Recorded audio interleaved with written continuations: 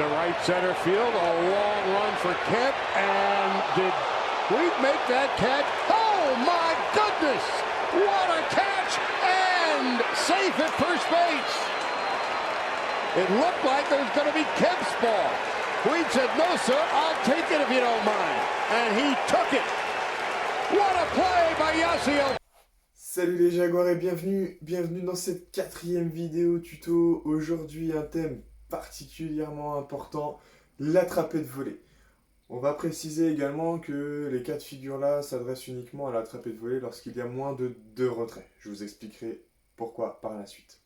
Alors, qu'est-ce que l'attrapé de volée? Tout simplement, à partir du moment où le frappeur a réussi à mettre la balle en jeu et qu'un défenseur, n'importe lequel, la rattrape avant qu'elle touche le sol, automatiquement, le frappeur est éliminé. D'accord? Que la balle soit frappée en line drive, dans le champ intérieur par exemple, ou en pop, de grosses balles qui montent et qui redescendent, exactement la même chose en champ extérieur. On s'imagine cette fois-ci les fly qui retombent. Dans la partie du terrain des bonnes balles, mais aussi dans la partie du territoire des fausses balles. D'accord? On prolonge les traits jusqu'en dehors du terrain. À partir du moment où la balle est rattrapée de volée dans cette zone-là, donc c'est-à-dire à l'intérieur des clôtures, le frappeur est éliminé. Donc voilà pour la première chose à savoir sur les balles et les attrapés de volée. On revient tout de suite pour des explications sur des situations bien particulières.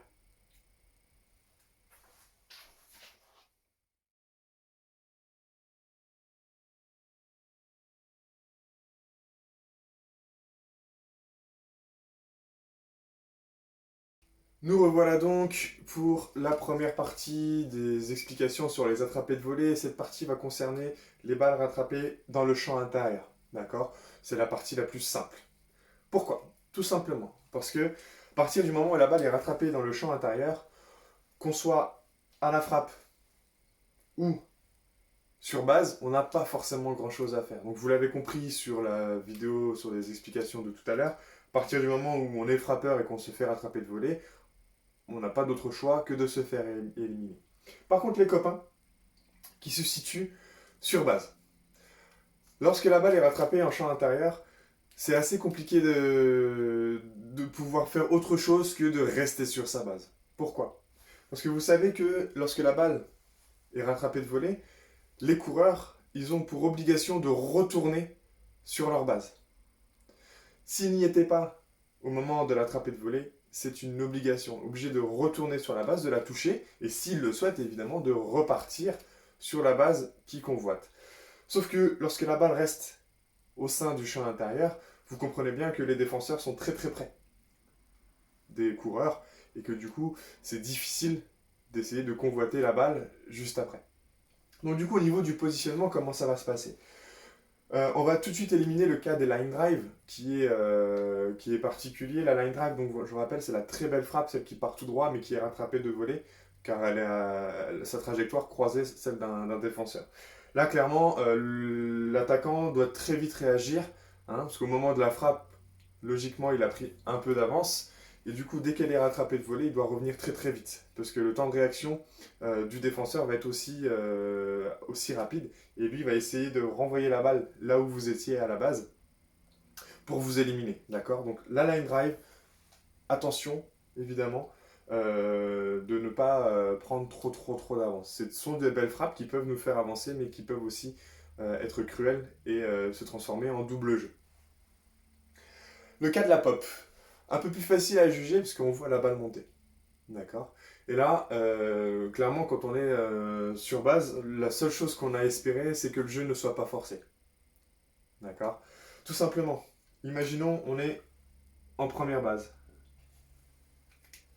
Notre collègue, qui pour une fois est gaucher, va frapper et arriver donc sur une pop, juste ici, qui va être attrapée par Là, on imagine le shortstop. Juste là. Qu'est-ce qui va se passer? S'il la rattrape, forcément, le frappeur est éliminé. Nous, du coup, on n'aura que cette partie-là à revenir sur notre base. Donc, on est safe. Par contre, si le shortstop, par maladresse, ou s'il l'a fait exprès, mais c'est quand même assez rare, loupe la balle, qu'est-ce qu'on doit faire, nous, ici? Je vous rappelle, sur la vidéo précédente, on est forcé de courir. D'accord? On est en première base et on a notre frappeur. Du coup, on doit parcourir tout ce chemin-là. On aura à peu près 27 mètres à faire, 24, 23 si on a pris un peu d'avance, alors que le shortstop aura juste lui à ramasser la balle et à la renvoyer sur son collègue qui est en deuxième base pour nous éliminer. Donc, potentiellement, si la balle tombe par terre, en gros, c'est rare qu'il n'y ait aucun éliminé. C'est soit le frappeur, si la balle est rattrapée, et si la balle n'est pas rattrapée, lors d'un jeu forcé, un des coureurs va forcément se faire éliminer. D'accord? Donc, même si vous frappez une pop, en tant que frappeur, s'il vous plaît, courez, au moins, jusqu'à la première base. D'accord? Parce que si vous ne courez pas, la balle tombe par terre, que vous êtes un peu déçu, que voilà, vous marchez, vous retournez déjà dans le dugout. Lui, qu'est-ce qu'il peut faire tout simplement? C'est laisser tomber la balle par terre, la renvoyer en deuxième base parce que le joueur est forcé, et le joueur de deuxième base, lui, ce qu'il va pouvoir faire, c'est également renvoyer aux premières bases. Et du coup, vu que vous étiez forcé de courir, on se retrouve dans une situation également de double jeu parce que vous ne serez pas arrivé à temps sur la base alors que la balle est tombée par terre. D'accord? Donc, quoi qu'il arrive, à partir du moment, de toute façon, c'est une règle générale, à partir du moment où vous mettez la balle en jeu, qu'elle est dans le terrain, vous courez. Voilà. Il n'y a pas d'excuse, il n'y a pas de. Voilà, vous courez. C'est jamais ce qui peut arriver. Donc, voilà pour cette partie des balles en champ intérieur. Il y a une règle sur laquelle on va revenir assez rapidement, c'est le cas de l'infield fly, d'accord, qui est communément appelé en français chandelle intérieure. Ça se présente toujours dans ce cas de 2 retraits, et lorsque au moins 2 bases occupées sont forcées. Donc clairement, si il y a un coureur en 2, un coureur en première, d'accord, ou qui est base pleine. Là, ceux qui ont inventé les règles du baseball se sont dit, ouais, mais effectivement, si la balle est frappée en l'air, donc comme tout à l'heure, la grosse pop, et que du coup les coureurs ne s'avancent pas trop pour éviter de se faire prendre en double jeu sur une balle rattrapée de volée, s'il court pas trop, le défenseur, lui, il aura toute la liberté, s'il veut, de laisser la balle tomber par terre et de faire 2 éliminés sur des jeux forcés. Donc la balle tombe par terre, tac, tac, tac, tac, tac, tac, tac, tac. Elle tombe par terre ici. Le shortstop la laisse tomber. Il l'envoie en 3e base. Donc lui, forcément, va se faire éliminer. Et le défenseur de 3e base va, lui aussi, l'envoyer en 2e base, ce qui risque d'éliminer également le coureur qui était en première. Donc pour éviter ça, quoi qu'il arrive, à partir du moment où une balle est frappée en pop, donc en chandelle intérieure, avec soit base pleine, soit la 2e base et la première base occupée, le coureur, même si elle n'est pas rattrapée de volée, est forcément éliminé. D'accord? Les arbitres vont attendre le point culminant de la balle, vont la regarder, vont l'appeler, donc là on ne voit pas trop, mais ils désignent la balle du doigt et annoncent infield fly if fair. Ça veut dire chandelle intérieure si elle est dans le territoire des bonnes balles. Donc, quoi qu'il arrive, lui sera éliminé si la balle tombe par terre dans les limites du terrain. Du coup, pour les défenseurs, il est toujours préférable, lorsqu'elle est sur les bords du terrain et qu'ils entendent l'annonce de l'arbitre, de la rattraper de volée. Après, libre à eux, s'ils le souhaitent, si elle tombe dans cette zone-là, de ne pas la rattraper de volée, éventuellement provoquer une erreur des coureurs qui ne sont pas au courant justement de cette règle. Et le frappeur sera quand même éliminé. Voilà, c'est une règle particulière. Si vous ne la retenez pas pour le moment, c'est pas très grave. d'accord? Au moins, vous savez qu'elle existe, on pourra y revenir dans une prochaine vidéo, sans problème. Du coup, ça c'était pour la partie la plus simple, lorsqu'une balle est frappée. Et est rattrapée surtout dans le champ intérieur. La suite, tout de suite.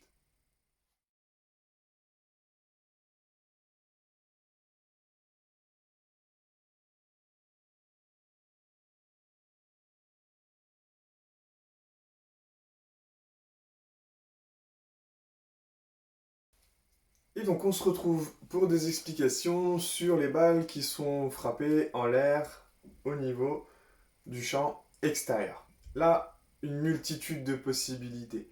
Tout va dépendre de là où va atterrir la balle. D'accord? Pas forcément dans une zone spécifique, quoique, mais surtout en fonction de là où sont situés les défenseurs de champ extérieur. On va prendre un postulat de départ qui est toujours le même, donc moins de 2 retraits. Et je vais placer des joueurs sur chaque base. On imagine qu'on est en situation de base pleine et donc de jeu forcé.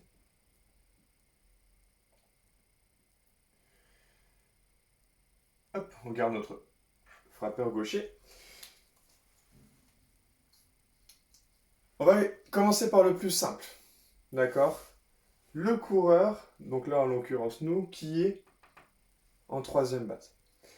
À partir du moment où la balle est frappée en champ extérieur.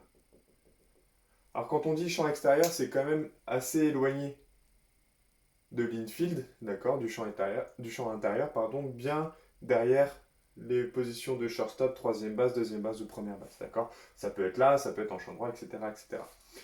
Lui, il va pas forcément trop se poser de questions. Il va voir la balle monter, il y a moins de 2 retraits, il y a des probabilités, de fortes chances que son collègue frappeur se fasse éliminer pour rattraper car il s'est fait rattraper la balle sans qu'elle tombe par terre. Par contre, du coup, il faut réussir quand même à capitaliser cette frappe, qui néanmoins reste pas forcément une belle frappe, mais une frappe qui a permis à la balle d'aller très loin. Du coup, lui, ce qu'il va faire, il va automatiquement et toujours, d'accord, se rappelle, c'est super important, revenir sur sa base. D'accord. Ce sera toujours, toujours, toujours le cas. À partir du moment où vous êtes en troisième base et que la balle est frappée en champ extérieur, vous ne posez pas la question, vous revenez sur votre base avec un pied en contact et prêt à partir, à sprinter jusqu'au marbre. Quand est-ce que on va sprinter jusqu'au marbre? À partir du moment où la balle aura été en contact avec quelque chose. Que ce soit le sol, si jamais au final elle n'a pas été rattrapée, ou avec le gant du défenseur lorsqu'elle est rattrapée de volée. C'est le signal pour décoller et aller marquer un point au marbre. Généralement, vous avez votre coach de troisième base, d'accord, qui est situé dans cette zone-là, et qui va vous donner le signal. Lui, il va regarder la balle, et à partir du moment où il vous donne le signal, donc soit go, soit vas-y, ou voilà, enfin, qu'importe ce que va dire votre coach, là, vous pouvez courir en sprintant jusqu'au point. D'accord? C'est très important. Il est hors de question, lorsqu'une balle part en champ extérieur et qu'il y a toujours moins de 2 retraits, que vous preniez un petit peu d'avance, comme d'habitude, et que vous attendiez de voir ce qui se passe. D'accord? Si la balle est rattrapée de volée, vous revenez, et si elle n'est pas rattrapée, vous partez. Non. Vous allez sur votre base. Ça, c'est le cas le plus simple. D'accord? Mais le plus important. Si on fait une erreur ici, ça peut énormément contrarier les coachs. D'accord? Si on fait une erreur de placement là-bas, c'est un peu moins grave. Ensuite, le cas des autres coureurs. Comme je vous l'ai dit, tout va dépendre de la frappe et surtout du positionnement des défenseurs et de là où risque d'atterrir la balle. En gros, Pour faire simple, si c'est une balle qu'on estime, donc soit nous en tant que coureurs, soit vos coachs, une balle facile à rattraper pour les défenseurs et qu'elle n'est pas forcément trop éloignée, on va prendre une avance d'environ un tiers de la distance qu'il y a à parcourir entre deux bases. D'accord? Si la balle est frappée, donc ici, ici ou ici en champ, donc on imagine qu'il y a un peu plus de recul, on va prendre un petit peu d'avance, environ un tiers. Pourquoi? Parce que si jamais la balle n'est pas rattrapée de volée, ça nous fera déjà un tiers en moins à parcourir pour aller jusqu'en troisième base. Par contre, si la balle est rattrapée de volée, ça nous fera que un tiers de la distance à courir pour revenir sur notre base. D'accord? Donc, généralement, si la balle est assez éloignée, quand même, le temps que le défenseur la rattrape de volée et la renvoie, et ben du coup, il se passe assez de temps pour qu'on puisse revenir. D'accord? Par contre, si jamais on avait voulu être dans la même situation que la troisième base, c'est-à-dire rester là, donc rester sur notre base et partir vers la troisième base quand la balle est rattrapée de volée, on n'aurait pas pu forcément le faire parce que les distances ne sont pas très éloignées et que le défenseur aura toute la liberté de renvoyer la balle jusqu'en troisième base pour nous éliminer. D'accord? Alors ça, ce sont pour les balles qui ont été frappées en champ gauche et en champ centre. D'accord? Les distances pour aller jusqu'en troisième base, généralement, sont assez courtes, surtout au niveau du champ centre. Quid de la balle qui est frappée en champ droit? En fonction de là où elle est frappée, d'accord, vu que les distances vont être beaucoup plus longues pour arriver jusqu'à la troisième base, on peut se permettre, éventuellement, si on court vite et que si la balle est frappée assez loin, de taguer. D'accord? Donc de se positionner ici. Et au moment où la balle est rattrapée de volée, on court en direction de la troisième base. Donc ceci va dépendre de là où est frappée la balle. Si la balle est frappée en champ droit, on peut se permettre de taguer pour courir. D'accord? C'est la même chose lorsque la balle est frappée dans un endroit qui semble quand même difficile pour le défenseur. D'accord? Donc là, clairement, on parle d'une balle qui est frappée entre deux défenseurs. On va effacer ça. La balle est frappée entre deux défenseurs avec une trajectoire plutôt rectiligne. Donc elle est toujours en l'air, mais elle a de fortes probabilités de tomber. D'accord? On voit que les défenseurs sont en train de s'arracher, les champs, ils vont certainement, s'ils arrivent à la rattraper, être en bout de course, voire éloignés de nous, clairement des fois même dos au jeu, en fonction de comment est frappée la balle. Et là, du coup, on va pouvoir se permettre de prendre un peu plus d'avance. Jusqu'à la moitié, voire un peu plus. Si par chance la balle tombe par terre, on aura du coup qu'un très court chemin pour aller en troisième base et on aura même toute la liberté de continuer notre course pour aller jusqu'au marbre. Par contre, si la balle est rattrapée de volée, il va falloir quand même faire demi-tour. Là, clairement, si les balles sont frappées assez loin, entre deux défenseurs, où on sent au moment de la course des défenseurs que ça va être très difficile pour eux de la rattraper, on peut se permettre de prendre un peu plus d'avance, parce que le temps qu'ils rattrapent la balle et qu'ils la renvoient, on a généralement le temps de revenir, d'accord? Mais par contre, il faut être très vigilant et pas attendre 5 secondes que la balle soit dans le gant, qu'ils la prennent, qu'ils la relancent pour revenir. Non, dès que la balle est attrapée de volée, on revient. D'accord? À partir du moment où elle touche quelque chose, soit, si c'est le sol, on va jusqu'au point. Si c'est pas le sol, on revient. D'accord? Voilà. Donc, notre positionnement, nos courses, lorsqu'on est sur base et que la balle est frappée en champ extérieur va beaucoup dépendre du type de frappe et surtout, encore une fois, du positionnement des défenseurs.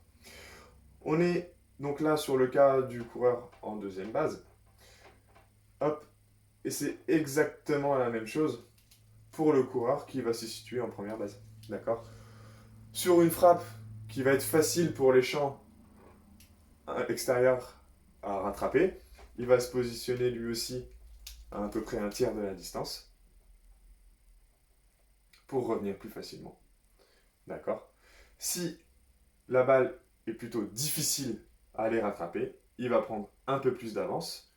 Comme ça, si elle tombe par terre, il aura la 2 très facilement, la 3 plutôt facilement aussi, et si le coach estime qu'il a le temps, il peut même aller marquer un point.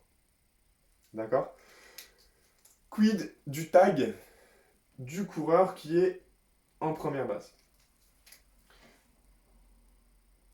C'est assez rare. D'accord?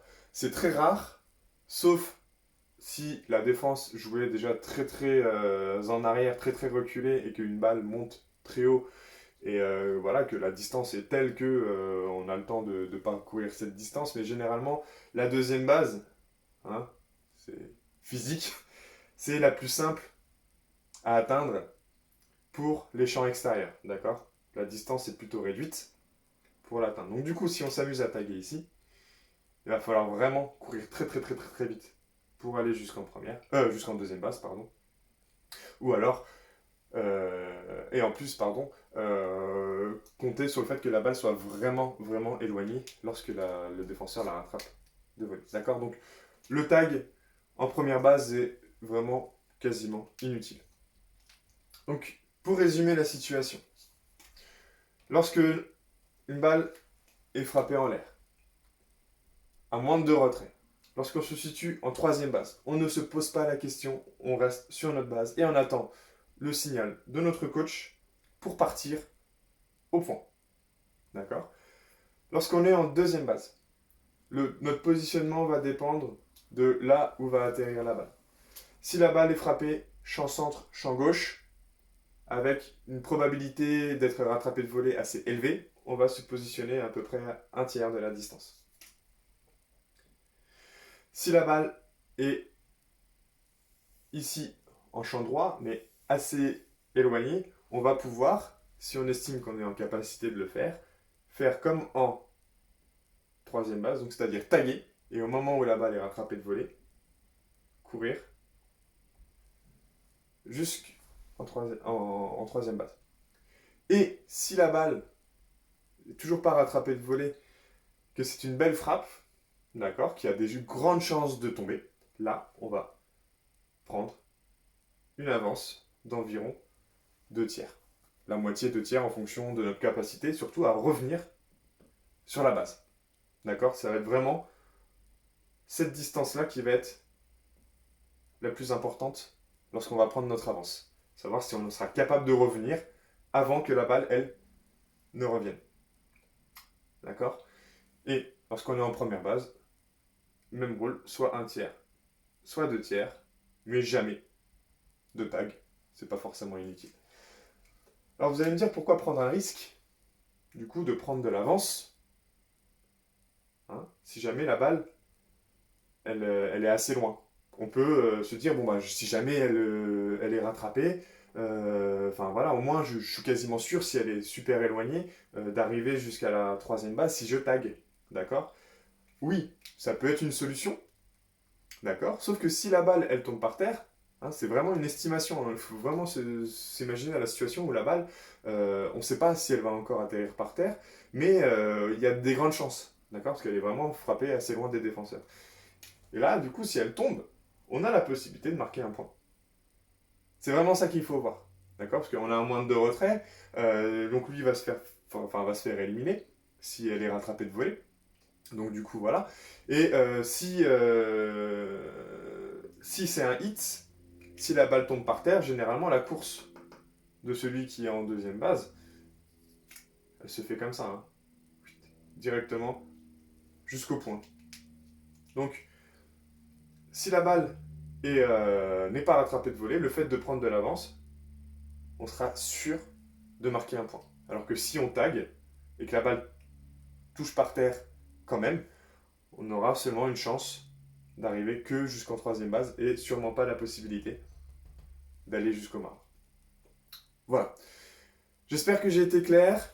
C'est des choses qu'il faut surtout pratiquer, surtout lorsqu'on est sur base, hein, surtout quand on est situé ici en deuxième base, en fonction de là où va être frappée la balle. Donc ça, il faut en voir, hein. C'est l'expérience qui va jouer. Il n'y a pas de secret là-dessus. Après, normalement, vous avez des coachs qui sont en mesure de vous dire prendre l'avance, recul, un tiers, deux tiers, etc. Après, il faut être en mesure de les entendre aussi. Il faut qu'eux soient au fait, etc., etc., etc. Donc, c'est pas forcément évident.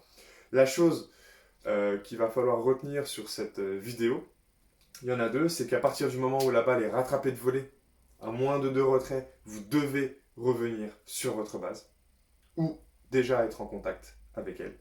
D'accord? Ça, maintenant vous le savez et je ne veux plus voir l'erreur. Et deuxième chose importante, lorsque vous êtes en troisième base et que la balle est frappée en champ extérieur, vous taguez et vous attendez que la balle soit en contact avec soit le gant du défenseur, soit le sol pour partir au marbre. Une fois que vous avez compris les deux choses-là, le reste, en fonction de vos positionnements, c'est surtout du bonus. Les deux choses que je vous dis qui sont super importantes, là, on peut considérer ça comme des erreurs. Voilà, cette vidéo est finie. J'espère que vous en avez appris un peu plus sur les attrapés de volée. Prochaine vidéo, très bientôt, pour un nouveau tuto. Ciao!